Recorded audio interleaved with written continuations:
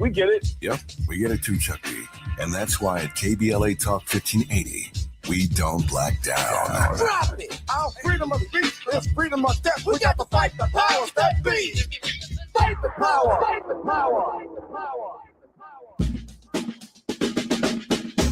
Shine, flies, no time to waste while it's passing you by. Shine, flies, be patient, 'cause good things happen in time. We gon' get it right, we gon' get it right, we gon' get it right. We gon' get it right. Protest the anthems, yes, we chanting. A movement of people, it's like we dancing to the ministry of. It's the energy of, in memory of them that we love. The trinity of the people, the peace, the power, the truth. We speak the powers even louder. We can say it blacker, we can say it prouder. A woman vice president that went to Howard. Now we talk helping black businesses, and our differences is magnificent. Bringing light to the point where the business is. I was told good life is where forgiveness lives. The ascension is to leave what's left behind and feed the seeds with deeds that bless the mind, caress the mind, and question justify. With you and God in time, our best align. Shine, flies, no time to waste while it's passing you by. Shine, flies, be patient, 'cause good things happen in time. We gon' get it right, we gon' get it right, we gon' get it right, we gon' get it right. How can I be a better father, son, a better grandson? You are listening to and streaming A More Perfect Union on KBLA Talk 1580. I'm Dr. Nii-Quartelai Quartey, your host and White House correspondent, joining you live in afternoon drive time here in LA. I'm in touch, and so you be in touch. Follow me on all the socials at Dr. Nii-Quartelai. All you got to do is type in Dr. Nii-Q, DRNIIQ. And there I am, fresh for you to follow. Also, be sure to download the KBLA app if you haven't already. Download the KBLA app to listen to us live or on demand, or just tell Alexa to play KBLA Talk 1580. There we are for your listening pleasure. Last but not least, subscribe to the KBLA YouTube channel. That way you get to watch us live. You can see me sort of fix my little Kofi hat here live on the air. And you can also get into a More Perfect group chat where I like to hear what you have to think in real time. And so, get into it. Happy Thursday, everyone. So much happening in the world, and we're going to get into all of that in short order. But I want to share with you a little bit about what's on the community calendar. I keep a little community calendar, of things that I want to go to, but can't, and the things that I actually plan to go to. And look, sharing is caring. And so I always like to share really neat events that are happening, not just here in Los Angeles, but happening around the country, so that other folks can pull up and, show folks some love, because we are all we got. We are all we can depend on. I am super duper excited to share this sign dedication ceremony that's coming up right here in Los Angeles. The city is going to be naming Nipsey Hussle Square in honor of the slain rapper. The sign dedication ceremony is taking place at the intersection of Crenshaw and Slauson on Saturday, February 28th, the last day of Black History Month, at 10 a.m. Be there or be square. Again, Friday, February 28th. Come on out for the Nipsey Hussle Square sign dedication ceremony at the southwest corner of Crenshaw and Slauson. What a very fitting honor for the late, great Nipsey Hussle. I also want to remind folks that are fans of Jill Scott, as much as I'm a fan of Jill Scott, Jilly from Philly, whose album drops tomorrow, I believe. You may want to check out the Miss Jill Scott listening party taking place in Inglewood, California, that is. February 13th, 7 p.m. to 11 p.m. It is produced by Plug Records, and the event's taking place at 913 South Prairie Avenue in Inglewood. For more information, go on the gram, and there it is. All right. Now it's time for your national news roundup. It's time for you to decide the good, bad, and ugly headlines of the day. Kicking us off, authorities are offering an update on the Nancy Guthrie kidnapping in Arizona.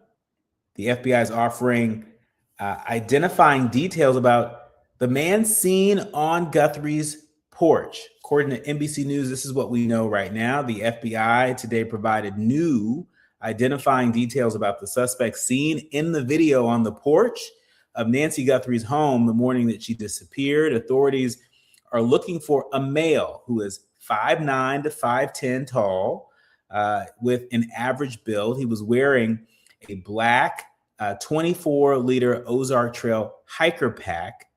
It's really a hiker pack backpack based on the footage. Guthrie, the 84-year-old mother of Today Show co-anchor Savannah Guthrie, was dropped off at her home the night of January 31st. After spending some time with her family, and was reported missing by noon February 1st after she didn't show up to watch a virtual church service with a friend. A man was detained for questioning in the investigation earlier this week. You might remember that. That man has been released without charges after speaking with investigators.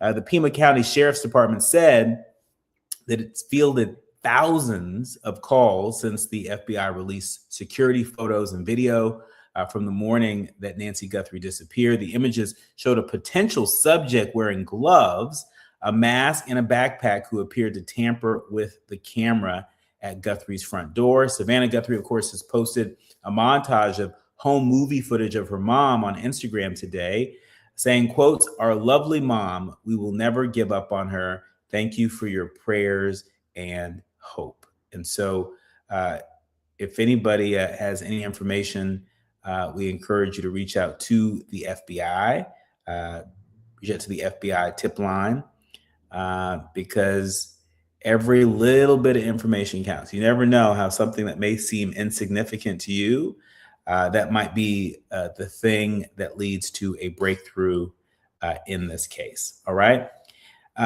Moving along in other news, Elon Musk has posted about race almost every day in the month of January. The Guardian is reporting that Elon Musk's longtime fixation on a white racial majority is intensifying. Can you imagine the richest man in the world posting about how the white race was under threat? Well, he made allusions to race science and promoted anti-immigrant conspiracy content on 26 of the 31 days in January.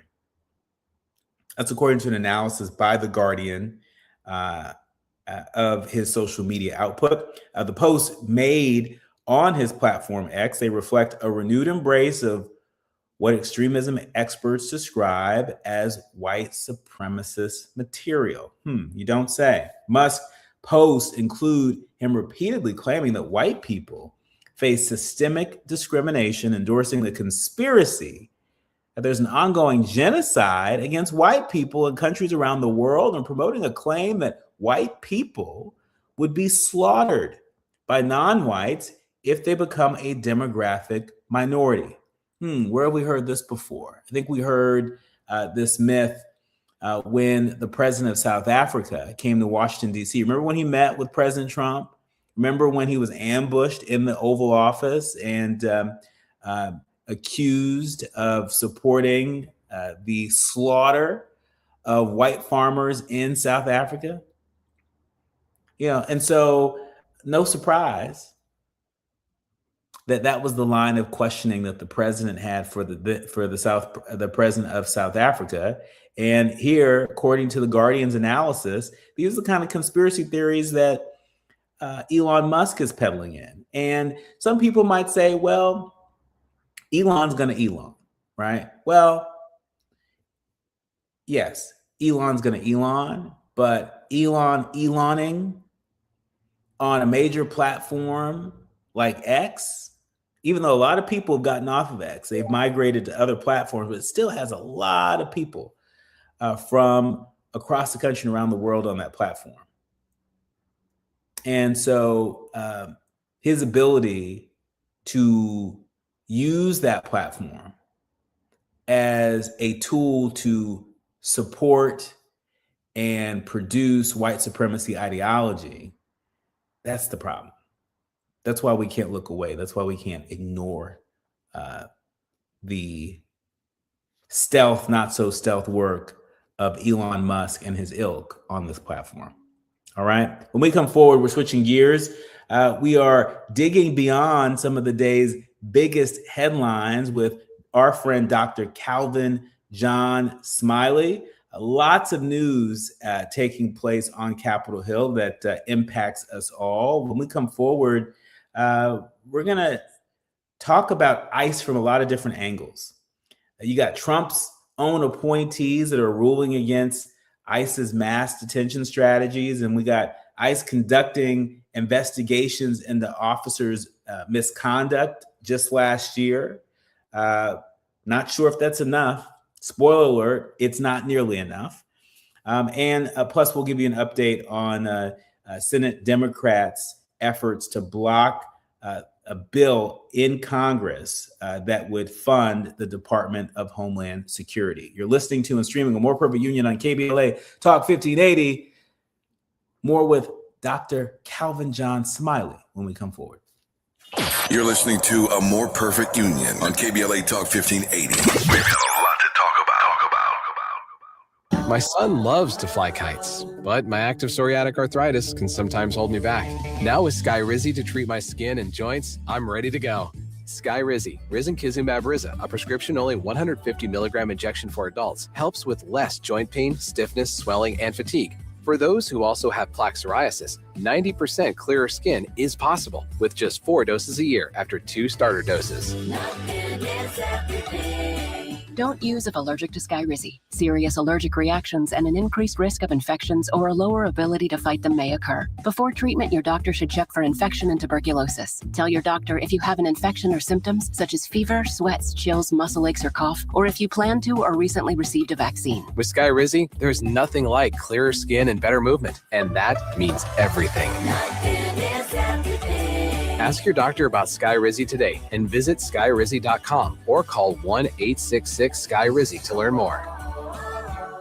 What's up? What's up? What's up? You got to laugh the pain away.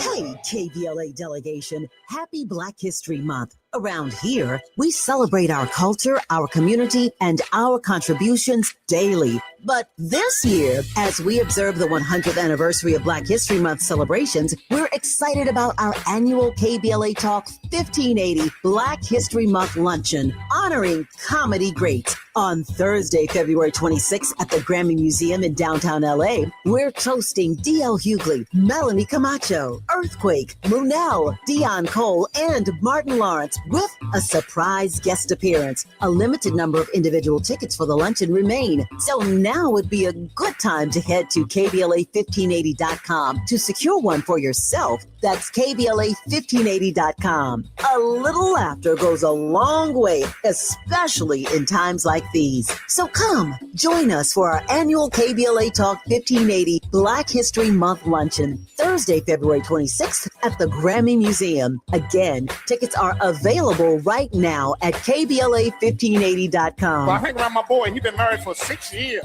Videotaping his wedding date, never watched it. Now and every day he watch it every day, but he watch it in reverse. Because he said he loves seeing himself take that ring back off of that finger. Walking back down that aisle, just waving at her ugly mother down the church, getting back in the limo, back at the bachelor party. Look how happy I was. KBLA Talk 1580 thanks LA City Council members Curran D. Price Jr. and Heather Hutt for being the presenting sponsors at this year's Black History Month luncheon. Honoring excellence, resilience, and achievement, we're at KBLA Talk 1580. Hit me! National news, the consequence, informed opinion, and analysis beyond the headlines. You're listening to A More Perfect Union on KBLA Talk 1580.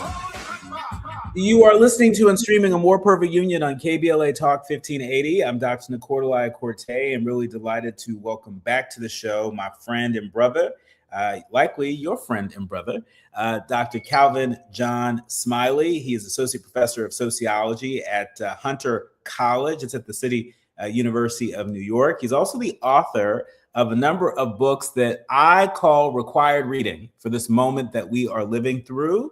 Defund being one of them, Purgatory Citizenship being another. And while we're at it, Prisoner Reentry in the 21st Century. All of it require reading. Dr. Smiley, we've got to find a way to maybe do a live reading to incorporate that into the show, because there's so much of what you have written about that is on the nose in this moment.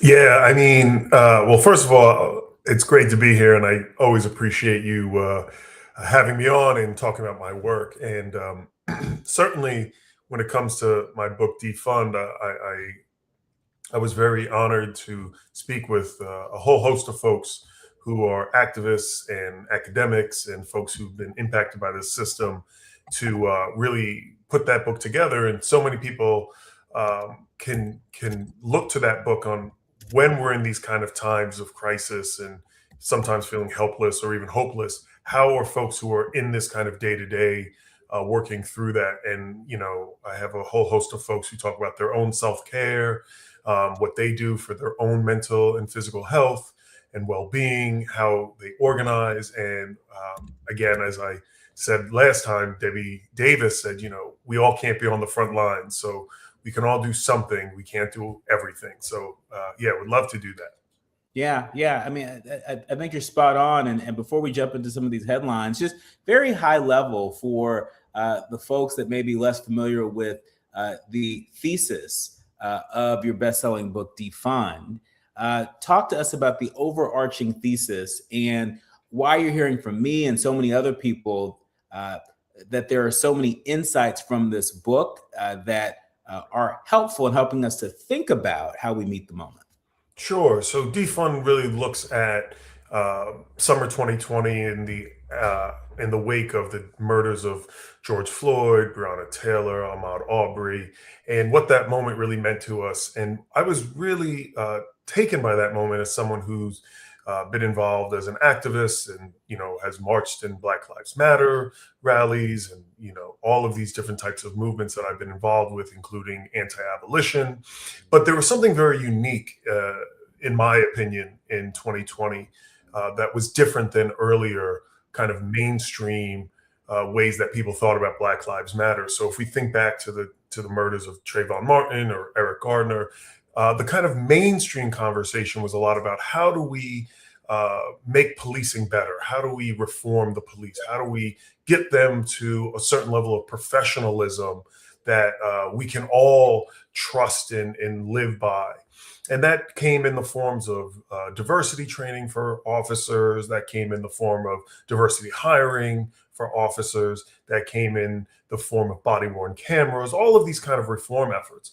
And what we saw was in the aftermaths of the deaths of folks like Eric Garner, Michael Brown, Sandra Bland, and others, that police-involved killings actually did not go down. In fact, they got worse. They rose. And so summer 2020 really became a linchpin in a broader movement. And what we started to hear come forward was people starting to say, we actually need to be thinking beyond policing and thinking about abolishing the police, which has always been there, but not certainly not in a kind of mainstream way, to the point where you had President Joe Biden, even at the State of the Union, I believe in 2022, had to say, we're going to have to fund the police, because there was such a large amount of people coming out saying, no, this is not something that is pie in the sky or utopian dream, but actually very much that can be done, particularly at a local level. When we think about defund, it means systematically moving money away from police and other kind of harmful entities, and putting that money into areas of care. So things like housing, healthcare, education, recreation, leisure, everything that's not people with guns who are murdering people in the streets. And so the book really breaks down what defund means from an activist perspective. But I really take the time and talk with folks who were in the movement, people who were system impacted, who have gone through the U.S. carceral systems, and then academics who are thinking about this at different vantage points, both interior in the United States as well as externally. So how folks are thinking about this in the Caribbean, like in Puerto Rico, or even how folks are thinking about this in Europe, where there was still a movement to defund the police, or people coming out for defund, yet they have a much broader welfare program, but still kind of these same sentiments that police are not necessarily here to help us, but in fact to surveil and police some of us. Well, Democrats are certainly they're far away from defunding the Department of Homeland Security, but NBC News is reporting that the Democrats in the Senate have blocked the Department of Homeland Security's funding bill. This is what we know at this moment. We know that top Trump immigration officials and Minnesota state leaders, they testified about the administration's aggressive and deadly immigration enforcement actions in the state and elsewhere. But it looks like the Homeland Security Department is going to be poised to shut down as Congress is leaving town with no deal in hand. Since we've been on air, it's being reported that the White House and Democratic leaders have continued to trade offers, signaling some hope for an agreement, but it remains unclear which Democratic demands the White House will agree to when it comes to slapping restraints on ICE enforcement and federal agents who killed 2 American citizens in Minnesota. With Congress out of town, DHS will shut down beginning at 12:01 a.m. Talk to us about the significance of this moment. I think you have set the table. You've offered us some context from starting in 2020 to the present. Talk to us about how and why this action by Senate Democrats is an important data point as we begin to sort of reimagine policing in this country.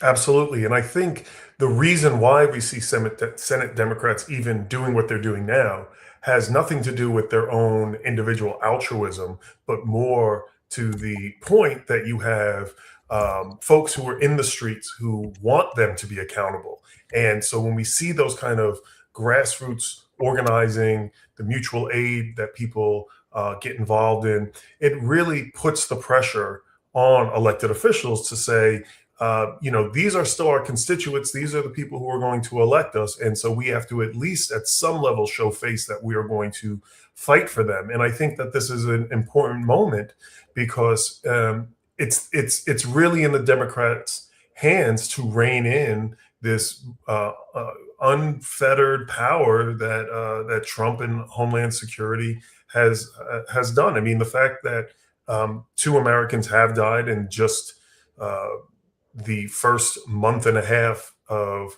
the United States publicly. There's been other deaths within ICE detention centers, that haven't been caught on camera, but there have been detained people, humans who have died in ICE detention. And so, where does this leave us, right? We cannot go around the world and claim that we are the bastion of freedom, yet we have people dying in cages. And so I think that this is a really important moment. I really hope that the Democrats don't let us down. That's one of the things that, unfortunately, I think it's important to criticize them, that they have certainly bent the knee to Trump and the GOP much more than we'd like to see. But again, I think the only reason why we are where we're at with them even trying to make these demands is because of people. Because of people. And I want to remind folks that real people are going to be impacted by this. We know real people are impacted by the actions of ICE. There are a number of communities, not just in Minneapolis and Los Angeles, but across the country that are absorbing the shock, absorbing the trauma of what they're having to experience and bear witness to. But while we're talking about the people, I'd be remiss if I didn't mention that when Congress goes out of town and DHS shuts down at 12:01 a.m., federal employees at agencies like the Federal Emergency Management Agency, the Transportation Security Administration, and the Coast Guard, they won't be paid. They won't be paid. And, a big chunk of the folks in the federal government look a lot like the folks in the communities that we live in and the places that we worship. And, that's also a real human toll.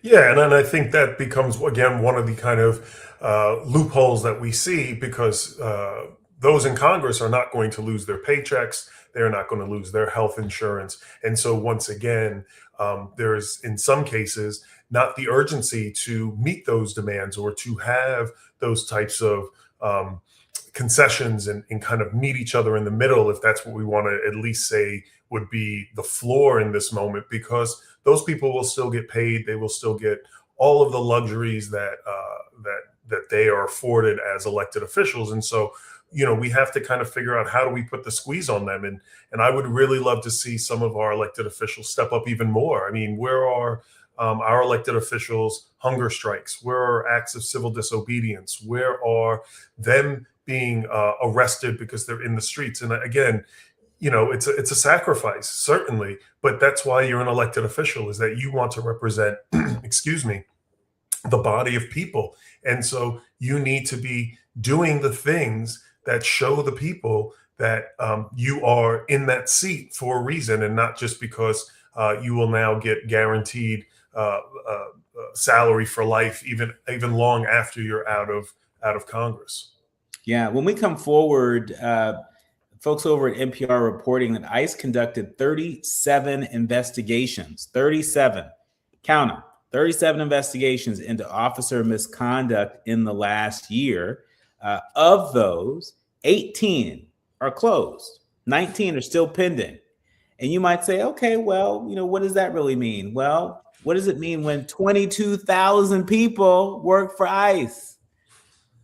We're going to put that question to Professor Smiley when we come forward. You're listening to and streaming A More Perfect Union on KBLA Talk 1580.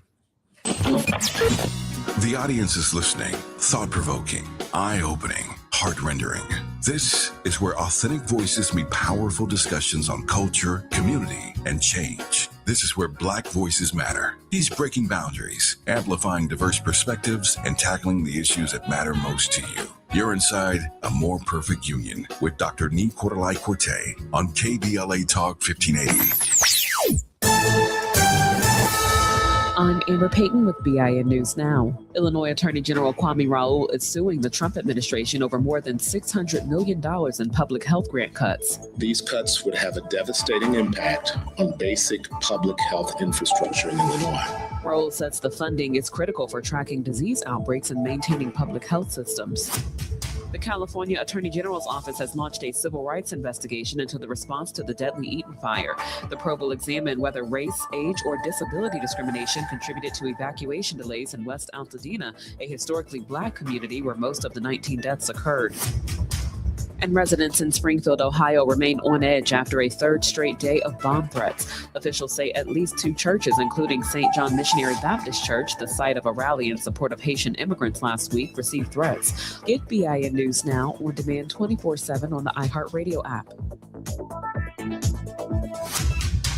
Arcadia is slow on the 210 westbound. Delays from Santa Anita Avenue as you continue all the way to the 134. Pasadena, East 210, delays from Mountain. You're on the brakes all the way to Citrus. Also, the 605 in Norwalk, loading up from just about Rosecrans, delays all the way to the 60, and tough on the 57, northbound out of Orange. We're seeing delays from Orangewood, and you remain on the brakes and stretches all the way to the 60 in Diamond Bar. Now is the time to save on an award-winning Nissan at the Nissan Now sales event, featuring the Rogue, Pathfinder, Frontier, and more. Don't wait. These offers are going fast. Shop your Southern California Nissan dealers and NissanUSA.com today. This is the KBLA Sports Minute with Ray Richardson.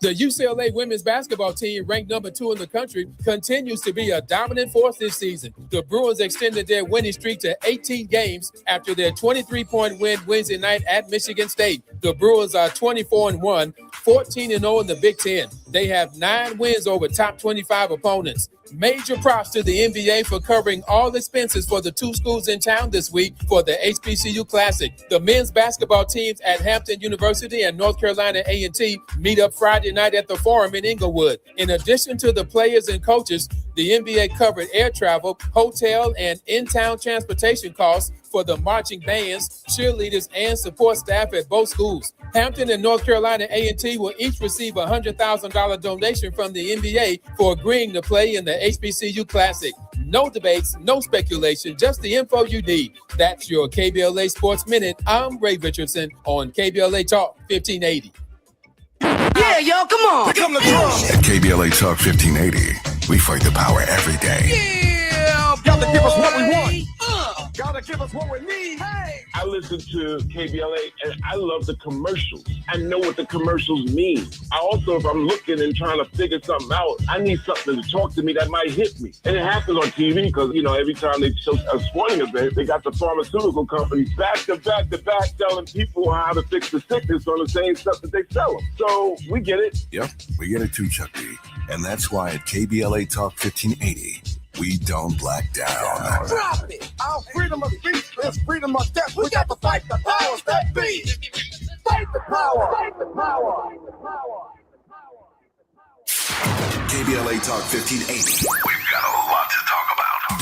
KBLA Talk 1580, connecting you with services and solutions. LA County's new Justice Care and Opportunities Department, or JCOD, is here to support justice-involved individuals and their families. The JCOD Support Center is now taking calls at 1-833-LACJCOD. That's 1-833-522-5263. Available 7 days a week from 6 a.m. to 11 p.m., the Support Center is your one-stop shop for re-entry issues and court support. They offer court reminders, connections to local services, transportation assistance for housing, court appearances, and childcare. The JCOD hotline provides personalized help to connect you with services that you need. And don't forget to check out justiceconnect.org for more information. Remember, it's free and available every day at 1-833-522-5263. This is a community call to action from KBLA Talk 1580.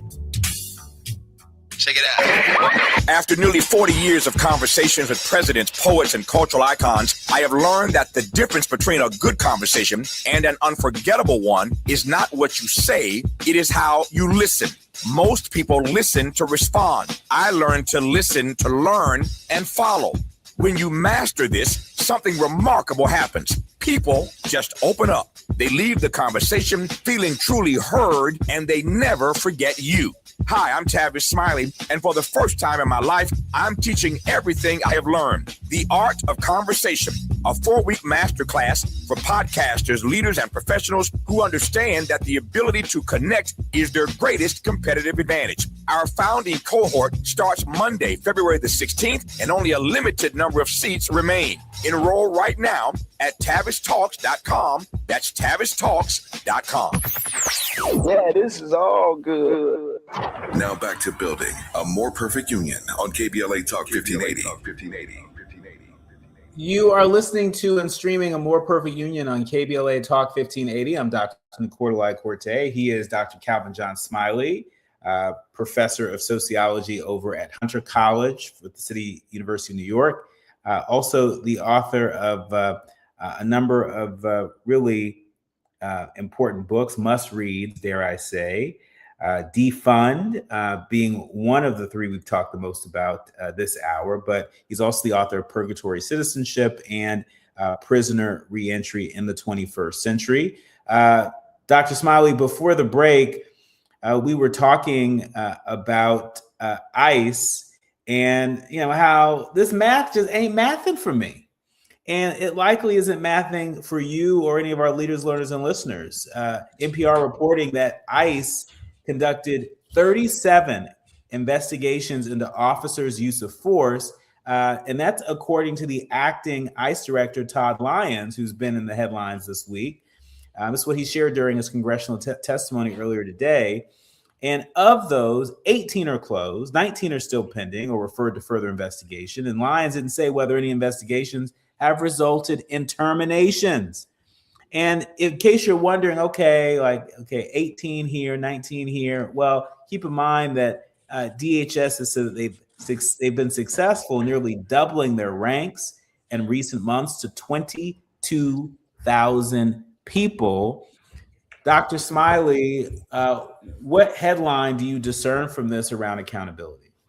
Well, I mean, the first thing that it makes me think of is the indomitable Ida B. Wells's quote of those who commit the murders write the reports. And I think it just highlights that, the amount of corruption, the amount of, or rather the lack of transparency, the lack of accountability should be alarming to everyone. I mean, we've seen in the last several months how they've boasted about this hiring, and that the qualifications have certainly gone to hell if they were ever even out of hell, And so this to me is alarming because, once again, how do you build public trust when we see how officers brag? We've seen it. I was just watching earlier about the woman who was charged with ramming her car into an ICE minivan, and their body cam footage was them calling her the B word and cursing and saying how they were going to ram her car. And yet they're all still on the force. They all still have guns. They all still have, as Donald Trump and Kristi Noem said, immunity. And so we are going to have to continue to see more state and local prosecutors prosecute, because we cannot rely on the federal government to do that. And I just want to remind people, we've talked about this before, Dr. Smiley, but I just want to lift this up, that maybe if we would have done what we needed to do in 2020, when the George Floyd Justice of Policing Act was making its way through Congress. In fact, it passed out of the House twice, but got stuck in the Senate. But I want to remind folks that of what was in the George Floyd Justice and Policing Act. And one of the sticking points was around ending qualified immunity. Now, there are folks out there that said we need to end it altogether. There are other folks that said, well, maybe we need to take a look at the threshold by which qualified immunity would apply. But there was a real conversation that was happening for a flash. And I can't help but think, what if we would have been successful in passing the George Floyd Justice and Policing Act? What if we would have gotten rid of or seriously reformed the use of qualified immunity by law enforcement? How much different might this moment that we're living in be? Yeah, I mean, the United States is certainly a history of what ifs. What if we followed, the Civil Rights Acts? What if we, ended slavery in the Declaration of Independence? What if? And so, I don't want to make light of your question here, but I think, this country in policing has a deep history of systemic racism, a deep history of upholding racial capitalism, a deep history of using force and violence against people of color, indigenous folks, immigrants that are not seen as white or white enough.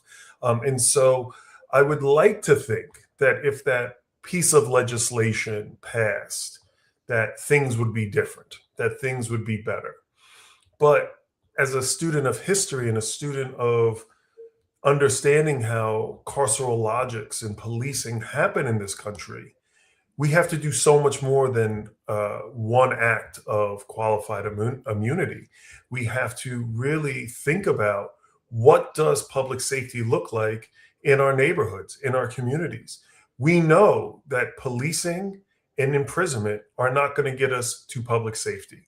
If that was the case, we would have a crime level of 0. Right here in New York City, where I live, we have over or close to 40,000 police officers with a budget of over $10 billion. This has not stopped crime.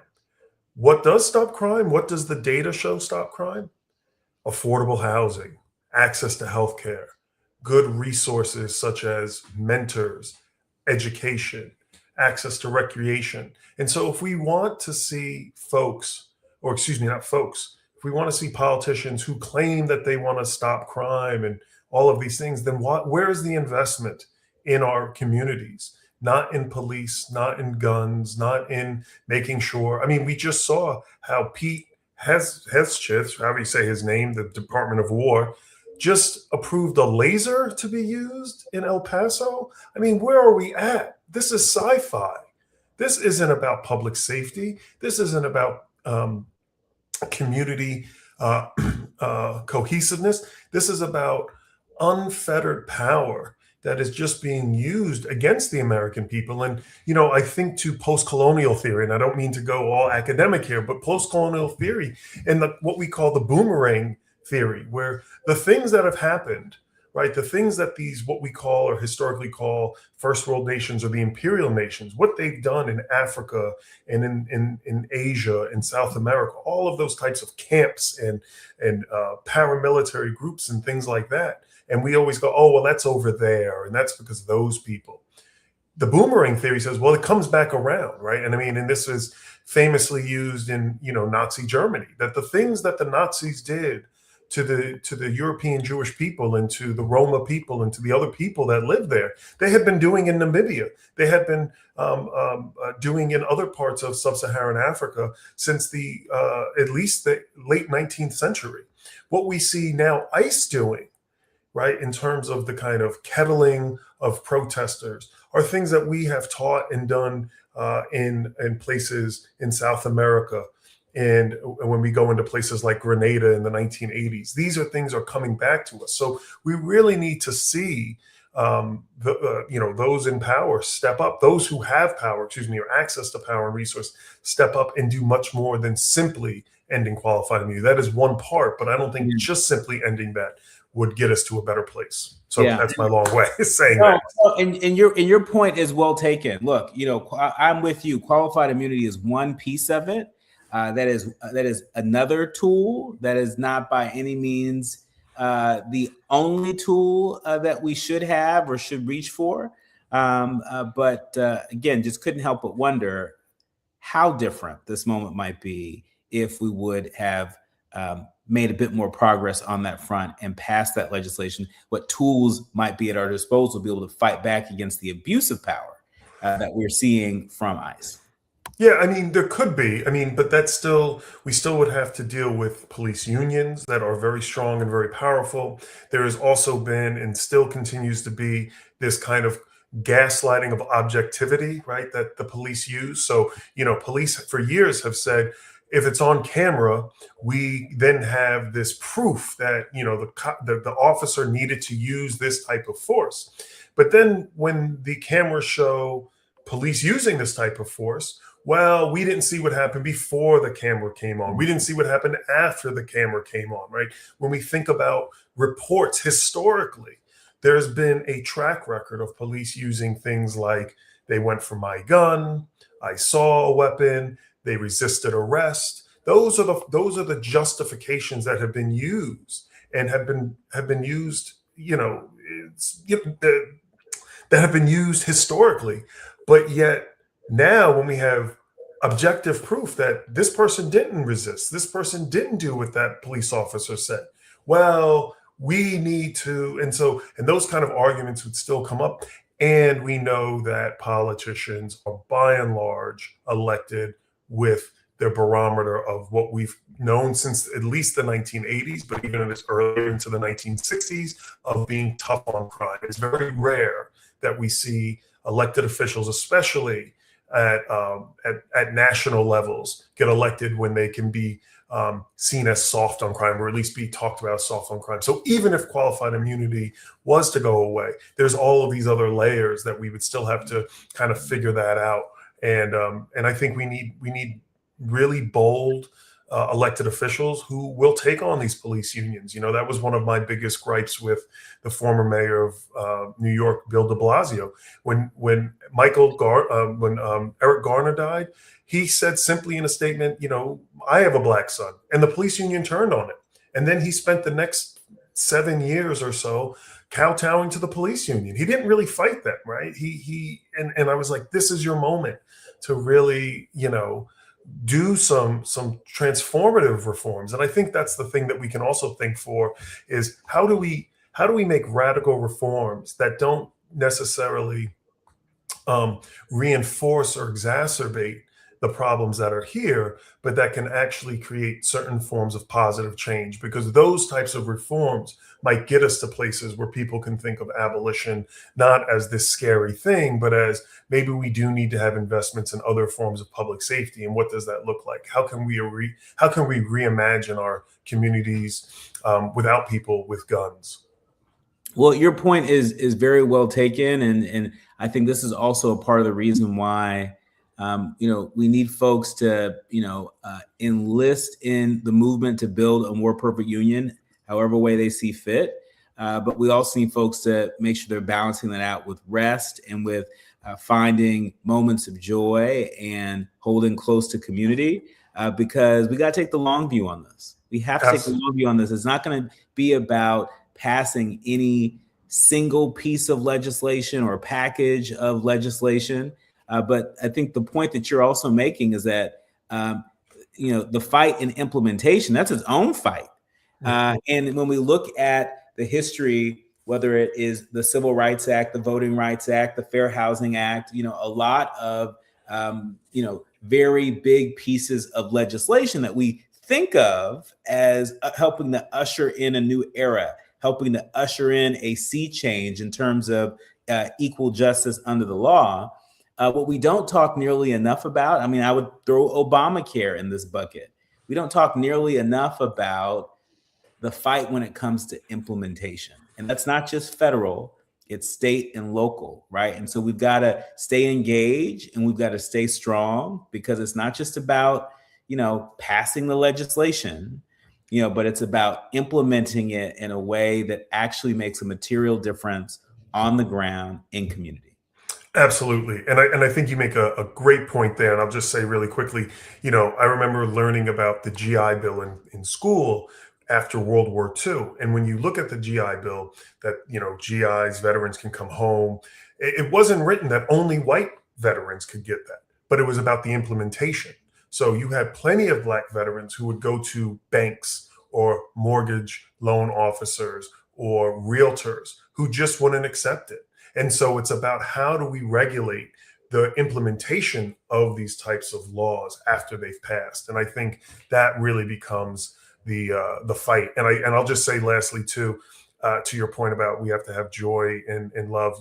This past weekend we had Bad Bunny, and one of the things that he said was we have to have love. Only love can defeat hate. And some people on my different social media timeline said, "Oh, well, that's hollow. That doesn't mean anything." But I do want to remind folks that even some of the most well-known and well-respected revolutionaries like Che Guevara, and I'm paraphrasing here, said, a true revolutionary is motivated by love. And so we have to have love, right? Love is what is maybe the reason why we are getting up and fighting these fights, because if you're indifferent, that might even be worse than hate. And so we have to love our neighbors. We have to love those around us. We have to love those that we don't even know, to ensure that we all have access and quality resources.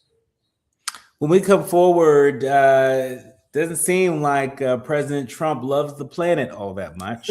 The LA Times reporting that he's rejecting science. No surprise there, but he turned a lot of heads with his decision to reverse the conclusion that climate change is harming Americans. Yes, the Trump administration has repealed the 2009 endangerment finding on greenhouse gases, eliminating the foundation of much of U.S. climate policy. And the decision, it reverses decades of environmental progress despite overwhelming scientific evidence and opposition from health experts and environmental groups, as well as 50 cities and nearly 24 states. Yes, that is a part of the power of the presidency. We're going to get Dr. Smiley's reaction to this when we come forward. It's time for the quiet part out loud here on KBLA Talk 1580. Striving to make America a nation as good as its promise. This is A More Perfect Union on KBLA Talk 1580. We've got a lot to talk about. They call it progress, but progress has a price. Land once held in black hands, taken, stolen, erased. Acres paved into highways, fields burned. Homes replaced by parking lots and broken promises. Every deed lost was a dream deferred. We talk about millionaires, but what about the millionaires that never were? The farmers whose soil was seized. The families who watched their inheritance disappear. The wealth that never had a chance to grow because its roots were ripped from the ground. They took the land, but never the legacy, because the soil remembers, and so do we. Every story matters. Our mission is to collect, preserve, and amplify these stories. If this is part of your family's history, visit blacklandlost.org/share your story and help bring us closer to justice. Still battling a thirsty lawn that guzzles water and drains your wallet? Let LADWP turn that patch of grass into a gorgeous, drought-smart garden for free. We're talking a full California-friendly landscape makeover designed and installed by pros at no cost to you. That's right, LADWP does the work, you get the upgrade. Ready to transform your yard and save big? Visit LADWP.com/leap. That's LADWP.com/LEAP. KBLA Talk 1580. We've got a lot to talk about. KBLA Talk 1580, connecting you with services and solutions. The Autopsy Initiative provides a second autopsy free of charge for victims' families who have lost their loved ones due to a police-related death. The services offered through the initiative include the completion of a second autopsy, disclosure of preliminary findings, and a final autopsy report. A police-related death is when an individual is harmed by police officers using deadly force, which results in an individual's death. Police-related death includes in-custody deaths, including those that arise during contact with law enforcement officers during arrest, pursuit, booking, transport, or incarceration. The Autopsy Initiative has a team of board-certified pathologists on call. An autopsy request may be completed by anyone with a close relationship with the victim, which may include the victim's spouse, partner, relative, close friend, or lawyer. To request a free second autopsy for a victim of police violence, please visit knowyourrightscamp.com. That's knowyourrightscamp.com. Then click on Autopsy, then click on Request. At KBLA, we believe in justice for victims of police violence. We say their names, and we don't black down. This is a community call to action from KBLA Talk 1580.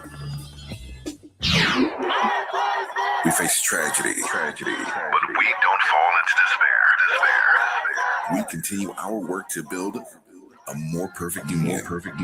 You are listening to and streaming A More Perfect Union on KBLA Talk 1580 in our remaining minutes.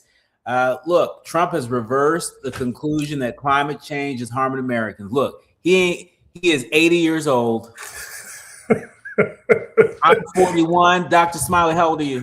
I will be 40 in July. Okay, so you'll be joining the 40 Club. I'm already here. He's twice our age, which means if